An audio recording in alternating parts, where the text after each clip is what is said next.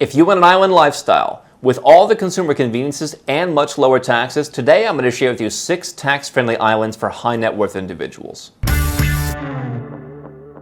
There are a lot of countries with great weather all around the world that have great tax regimes, from the Bahamas to the UAE to Thailand.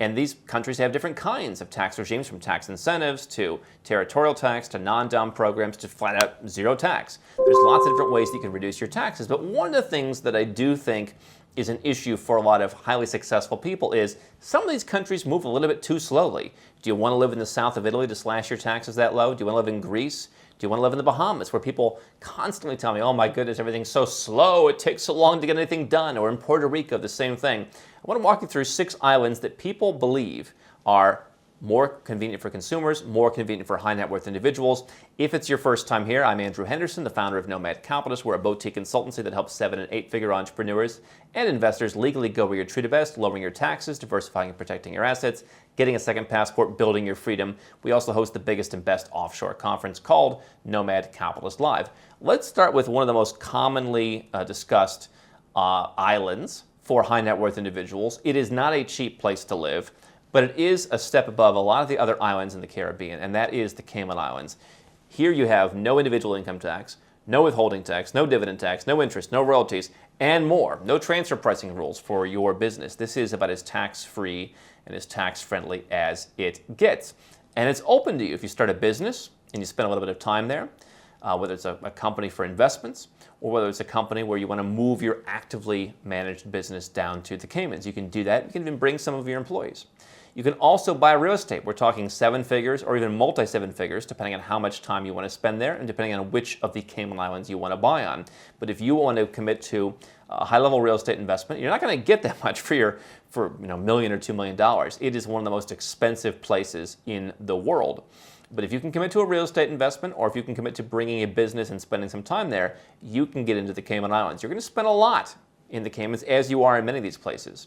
But you're going to get a higher quality of lifestyle than you might get, for example, in one of the Caribbean citizenship by investment countries. Not to say you shouldn't get one of those Caribbean citizenship by investments, just to have freedom of travel, freedom of movement, freedom for your wealth, personal freedom, but you could use that citizenship to then go and, for example, get residence in the Cayman Islands. You could have a higher quality of life than you would in one of those CBI countries.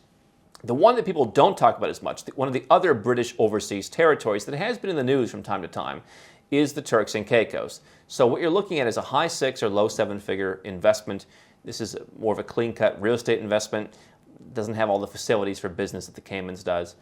It is smaller. You've got 38 or 39,000 people. And you've got some of the same very tax-friendly policies. Zero on a lot of different things. You've got some beautiful landscapes in the Turks and Caicos. And so again, same kind of deal as Cayman Islands. You've got different islands. Some are more robust than others. Some have more services than others. You're going to pay more. They're going to ask you to pay more to live there. If you want to live really further afield, you're going to have lower minimums to fulfill, and things are going to be cheaper. But in these British overseas territories, these Caribbean islands, you're going to have this higher quality of life. You're going to have a little bit higher standard of service. Things on a day-to-day basis are going to be expensive, to the extent that living on an island is already relatively expensive, especially in this time of the supply chain crisis. But this is going to be, I mean, you can easily find places, $5 million, $10 million, $20 million to buy in terms of real estate. You're going to have to, if you're at the lower end of the price range, probably, if you want to live anywhere near anything, commit to buying some kind of a condo or an apartment or a townhouse, because the oceanfront villa is going to set you back quite a lot of money. So you're getting a higher standard of living, obviously at a higher price. Let's stay in that general part of the world. One of the most expensive residence by investment programs is Bermuda. Similar kind of deal, not quite as tropical, obviously a bit further north. No income tax there, very friendly.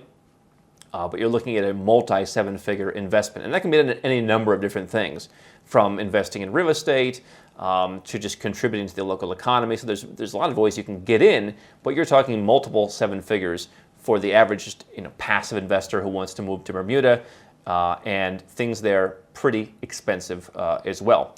Let's look at Europe. A lot of people want to live in Europe, and if you want that island lifestyle, We'll talk about one that's not tropical first, because people often overlook Ireland, which has a number of different ways to live there. Obviously, the weather is much different in Ireland than the Cayman Islands, but you've got the individual investor program there, the IIP, which you can use by either making a charitable contribution, doing the, what I find less interesting, €1 million kind of enterprise option, where you're investing in some kind of marginal investments, or you can put €2 million into to REITs. They've also got other programs where you just show you have money in the bank. They also have other programs where you say, hey, I'm starting some kind of local business, or I'm bringing critical skills. And so Ireland has a favorable tax regime for foreigners if you live on less than what you make. And so if you want a path to a high-quality European citizenship, perhaps the best EU citizenship, and you can also live on another island. You can go and live in London. You can go and live anywhere in the UK once you're an Irish citizen. You obviously have access to the entire European Union as an Irish citizen. You don't get the citizenship to start, but you can certainly work towards it while living in a very tax-friendly environment. They speak English, perhaps more so, even more understandably than some of these the other places, but I think these are all pretty good English speaking. And you've just got a very high quality of life that's close to Europe, obviously also close to the US, close to Canada, very proximate to whatever you would want to visit. And so you can do that in a very tax-friendly way if you are a foreigner. Elsewhere in Europe, Malta has both a citizenship program that they call the MEIN. It takes about 1.5 years to get citizenship for yourself and the entire family with $1 million, give or take, price tag. They also have a golden visa program where you can get access for really the lowest cost in the European Union. If you don't mind making a donation, you can donate as little as about €70,000 to get access to live in Malta. And they've got numerous different tax incentive programs, whether it's just a non-dom program where, again, if you live on less than you make, you bring in a certain amount, you get a preferential tax rate. You can get that as low as anywhere from €5,000 to €15,000. They've also got a more robust program for folks who don't want to live in Malta all the time and want to pay a flat tax rate. And so you've got numerous different ways to live in Malta, whether as a citizen or as a resident. You've got numerous different ways to reduce your taxes in Malta. And so, again, you've got 2 islands, a bit sleepier. But what you're getting is these are countries that, or territories that can appeal to the needs of high net worth individuals. Again, you go to the Bahamas, you might find things to be slow. Certainly plenty of wealthy people in the Bahamas, but you're going to find things to be slow and perhaps not as robust. So that's Malta. One other one is Cyprus. You had obviously lots of wealthy folks from Eastern Europe there for a long time. Similar tax program as Malta. And even though Cyprus's citizenship program was closed down, you can still access their residence by investment program. For most folks, that means a mid-6-figure investment in property.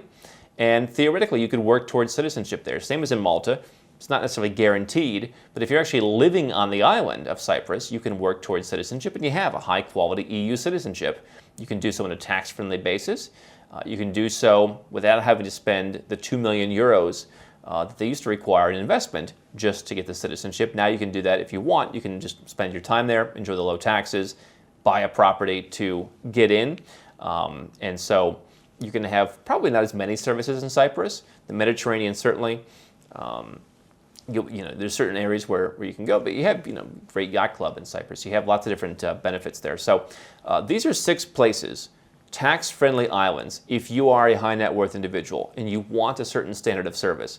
It's not to say that you shouldn't get citizenship by investment in a country that might have a lower standard of service. It just use that as a passport in your passport portfolio. It doesn't mean you have to live there being a citizen, but these are countries where, again, Malta has a citizenship program. The rest of them, you may be able to work towards citizenship through a British overseas territory. You may be able to work towards Malta, Cyprus, or Ireland. So you're not necessarily getting citizenship here, or at least to start, but you're getting low taxes. You are getting, in many cases, the tropical or the Mediterranean vibes. You're getting a higher level of service than what you would get in many other places that you would look at. 6 tax-friendly islands to consider.